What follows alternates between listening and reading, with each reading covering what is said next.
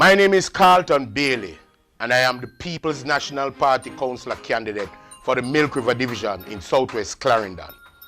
I have been your councillor from 1998, and I am proud of the achievements that I have done in communities such as Milk River, Gravel Hill, Gimmebe, Springfield, Sedgepan, Cooks Gate, Gravel Ground, Vernon Field, Rowington.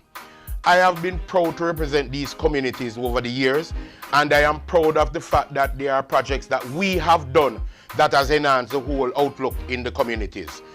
Projects like Milk River Bridge, Springfield Bridge, the Milk River water supply.